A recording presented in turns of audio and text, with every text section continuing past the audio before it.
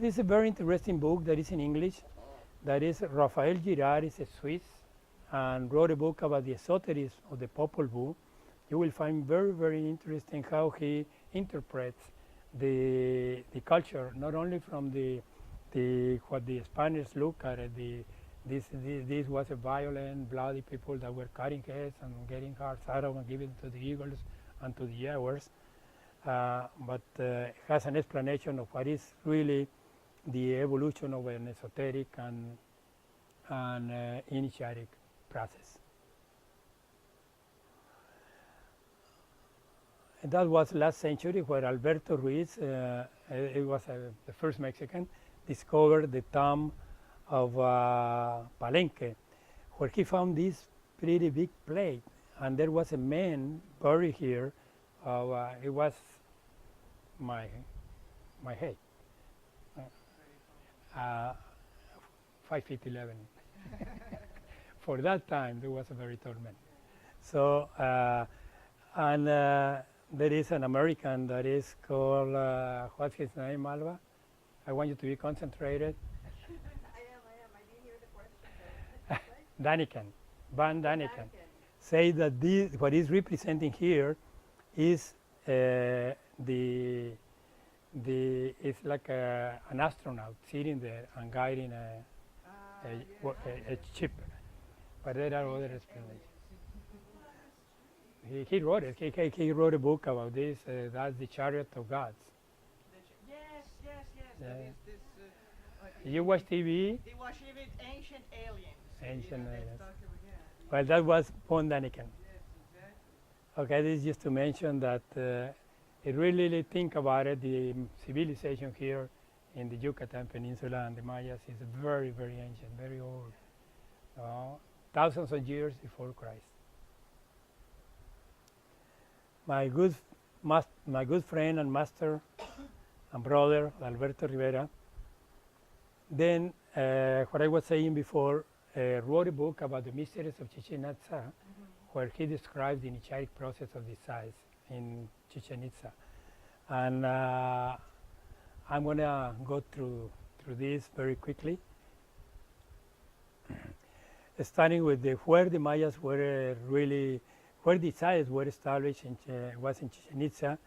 That is about 120 kilometers from Merida and about 195, 200 kilometers from Cancun.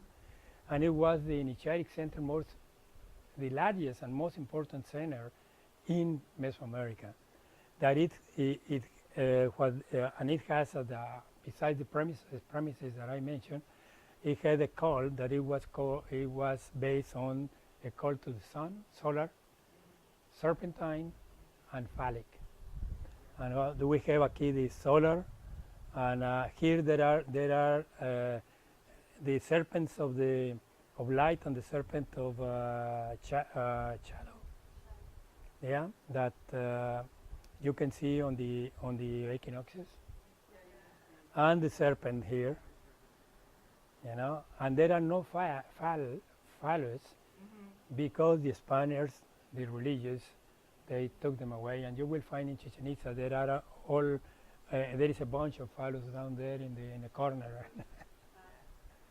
But this is the area that we know right now that is about maybe half of what is really there, and it's not been discovered yet. You can go up to the view up top. Can you see for something? You mean the area here, or But the top of the pyramid. here in Oka'an? Yeah. You can see the pyramid. Yeah, yeah. You saw it? Yeah. Oh, you already get ahead of us. This is what is called the esoteric area, where is they call it the Juego de Pelota, the ball game stadium, where it's the largest one in Mesoamerica too. And there are 7 monuments here that were part of the initiatic process. That in each of them, they were taught all the steps to come up to what you can call enlightenment or being initiated.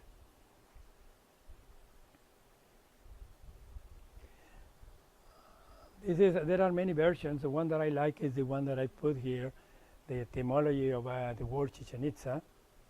Chi means, actually, los sabios del local pozo, chi means boca, boca is the mouth. Che is pozo, well, and Itza is wise man. La boca del pozo de los sabios. How do you say, the mouth of the well of the wise man. Okay. They come here to receive sabiduría, wisdom. Wisdom. But they take you to a lot of tests so that you can, let me go to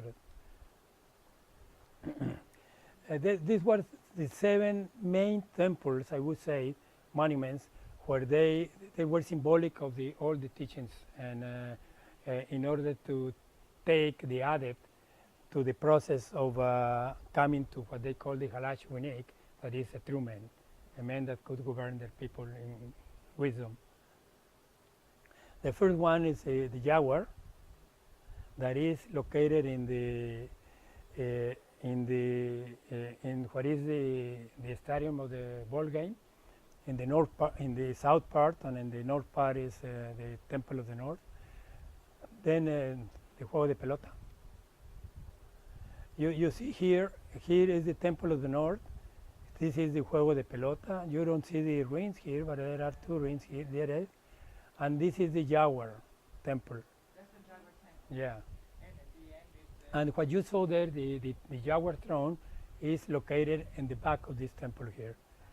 And the meaning is very interesting because that's where the Quetzalcans used to sit to lead the ceremonies and everything, whatever they have.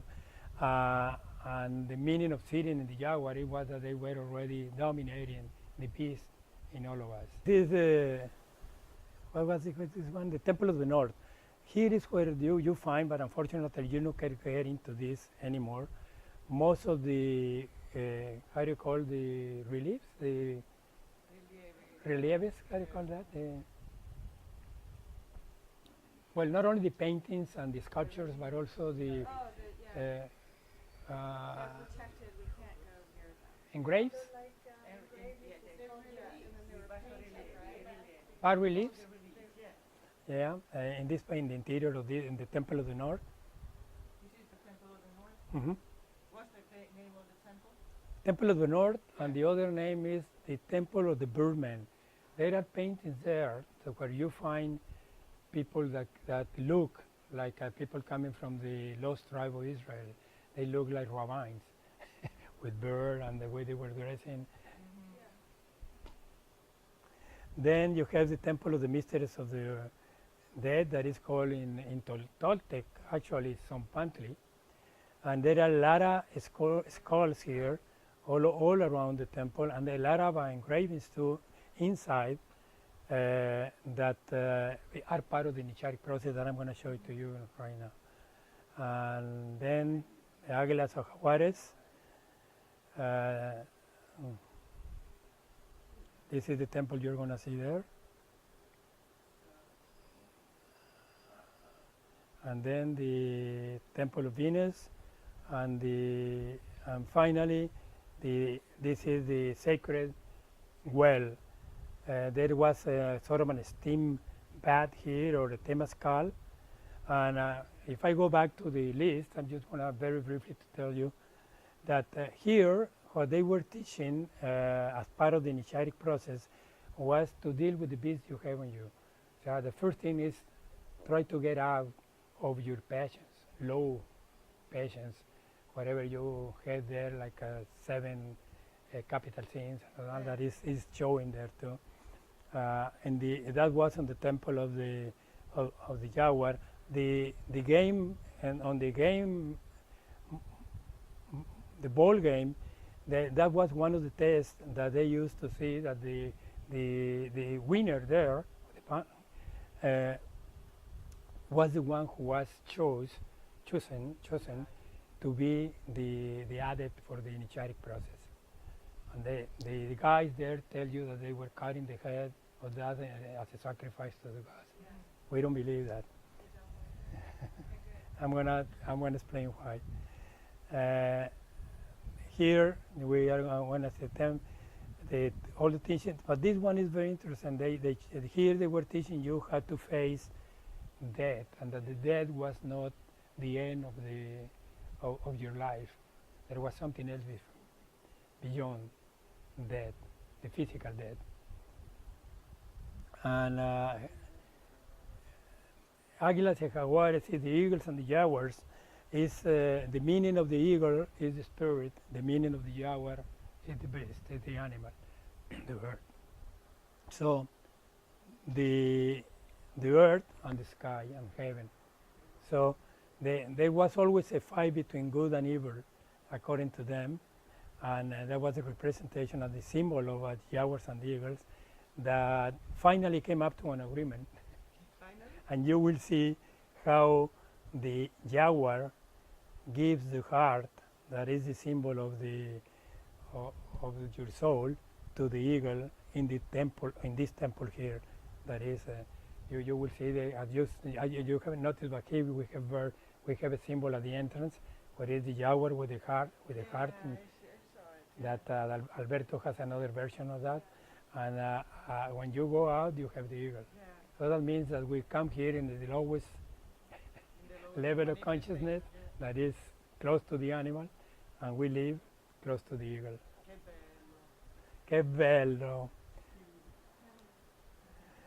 And this is a really beautiful symbolic way of looking at an initiatic process.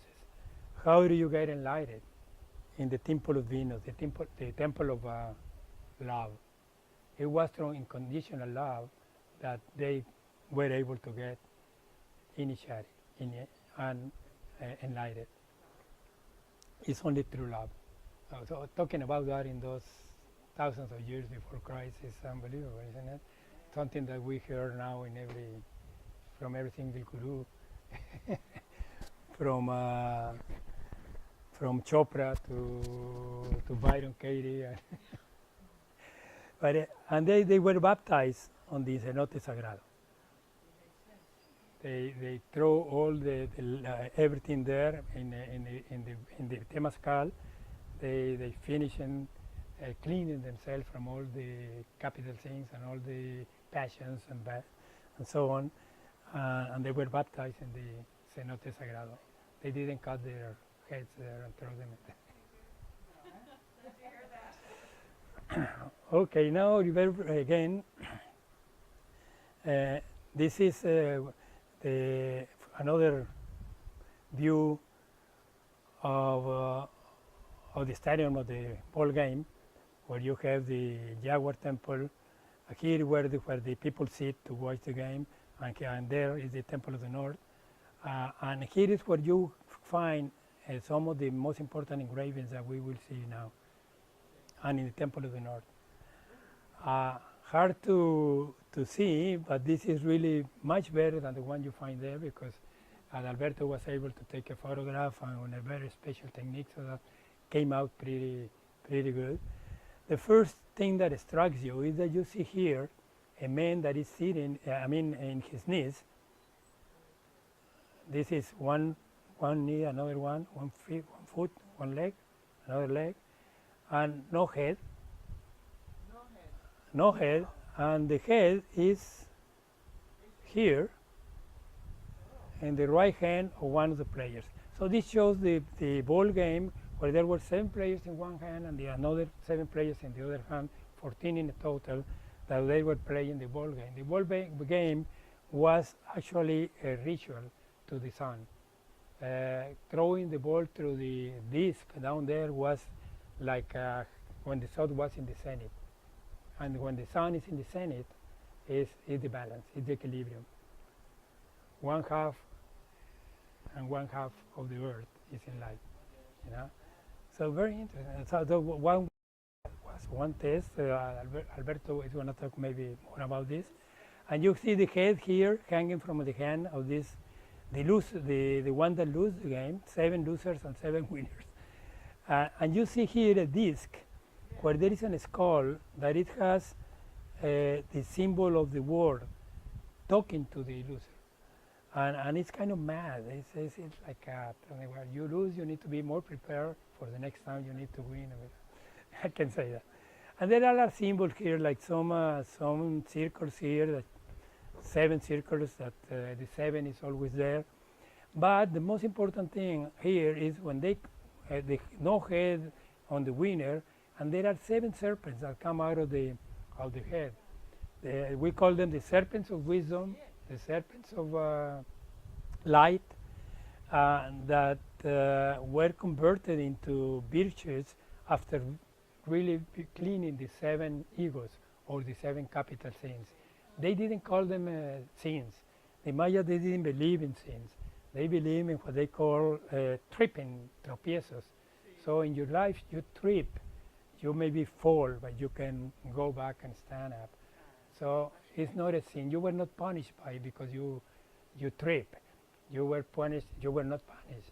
You had the chance always to start again and keep going.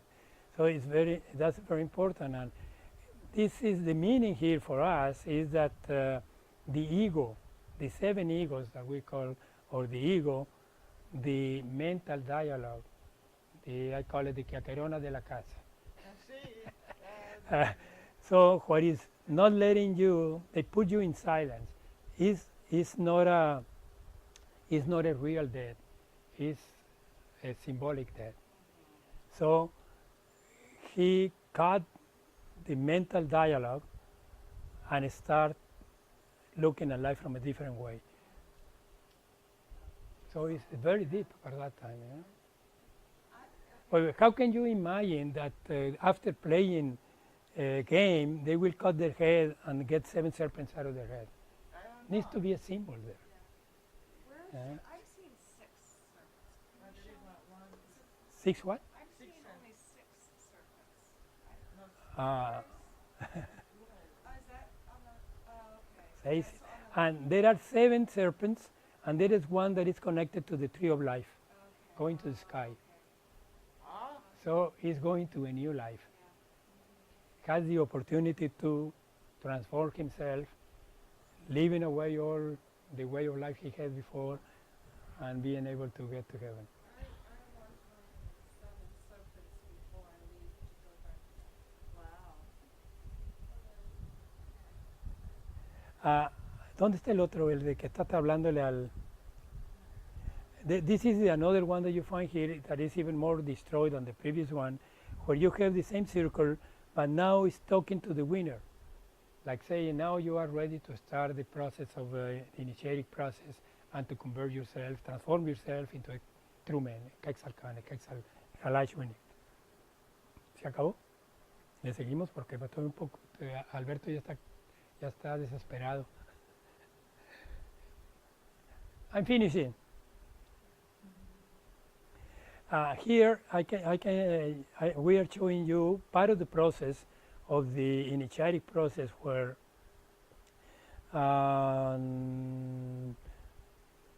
no, falta algo aquí. Well, I don't. In this part here, you can see that this is the adept, the winner, I would say, of the ball game, that is being awakened. But I don't know why it's not. We don't show the whole thing here, but something happened there. Well, anyway, this is waking because one of the ways to simulate the I would say artificial death was to give. They were giving the adept. Here it is, giving the adept a sort of beverage that we don't know if it was something like ayahuasca or was something from the region that put him to sleep, but it was artificial. He wasn't dead, but he didn't know. So they are waking him up, and this is one of the Quetzalcoatls, and this another one of the wise men here that has a god here that is the symbol of wisdom, because it's going to start the process right now. You are awakened. You are going to start the process. Now we go to this other one. He go to the jaguar, to the temple of the jaguar, where they were teaching him to confront the beast, the internal beast that we have, and he does it with with the with this weapon here that it was how do you call the lanza, the lance, yeah, and showing the jaguar that he already controlled the jaguar, and you can see here the little dogs that are kind of okay, yeah, no, we are not going to bother you anymore. Yes, so he goes through this step, and he is clean of the low passions, the sins, the seven, they call it the seven tropiezos, seven tripping. And then he needed to confront what is called like the sexual part, the sex, practice of sex. So from the origin of man, maybe sex has been an issue. So he needed to confront it, and he showed that in one hand has the phallus, and in the other hand is in the solar plexus.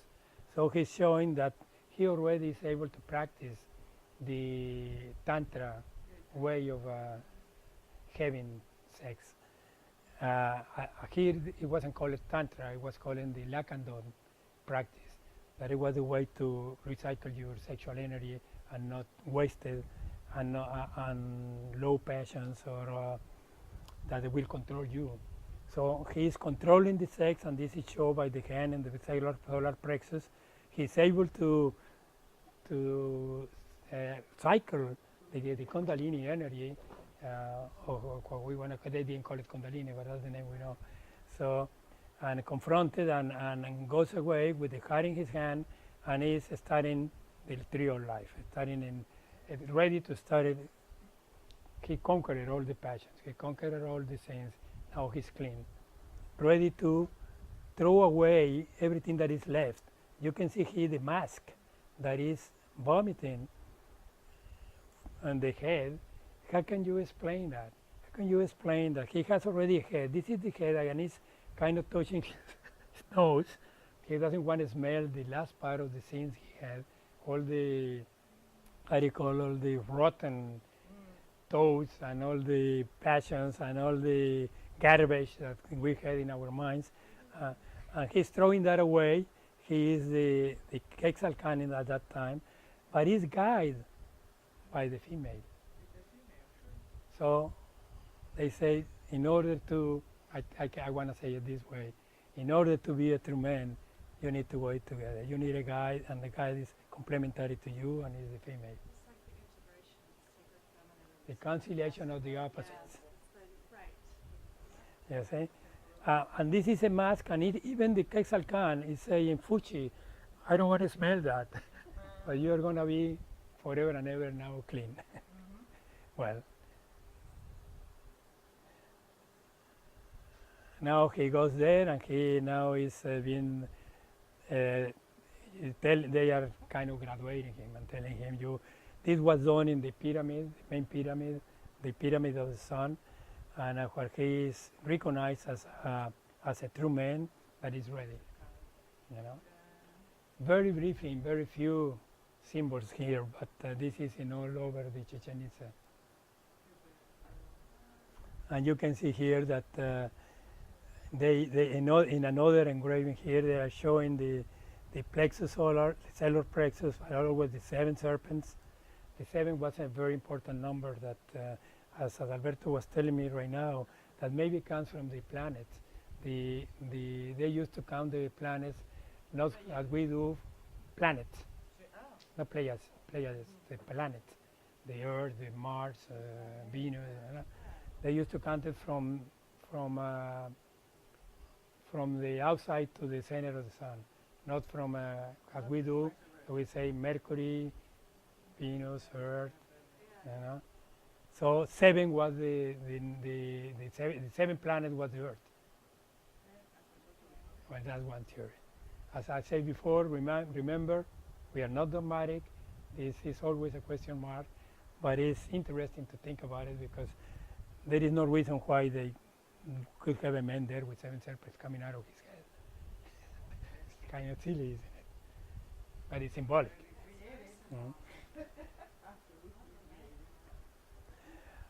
This is probably something that the Spaniards did. they cut the phallus, but he has the plexus, the hand on the plexus solar because it's a tantric position, where he supposed that he was able to recycle the sexual energy and love, in unconditional love. Here is my friend and master, the master of Alberto also, Adalberto Rivera. This is a temple that is in Chichen Itza, that it has a very funny name in Maya, that it means the temple of the written, of the hidden written. How do you say that? La escritura oculta. Writing. Hidden scripture. So in this temple there are a lot of glyphs that they haven't been able to translate. So they call it the Templo de la Escritura Oculta, or el Templo el Sicab, what's the name in Maya? I always forget that. Okay. There is another phallus here that he's showing. So there was a cult. Why the phallus? Because the phallus is the Mayas in the beginning of the creation of man. Those men, they didn't know that they participated in having children with the woman. They thought that the woman was the only one capable of doing that. When they discovered they were participating, so they started worshiping. We're so special. We are special. They need us. Now Alberto is going to talk about how men convert themselves into the dominance of the world and put the woman. They didn't, but we did, and we are going back to equilibrium, I hope. I think I'm going to finish here because it's a lot to talk about the equinoxes and the solstices and all that, and the pyramids, but you will see that and we can talk about it in Chichen Itza. Okay, so we go to the last one, that is my friend saying goodbye to you. Yeah, that's another explanation, but I'll give it to you later. And this is my friend, who he was. He was able to get thousands of people, 50,000 people in Chichen Itza, listen to one of his conferences, one of his teachings. Was a great man, my friend here. And we honor him, and we thank you for listening to me, and we thank you for listening to Adalberto through me. And now I'm gonna give you you can have a cup of coffee or a drink of water. In the meantime, Alberto is ready to start with you. Thank you.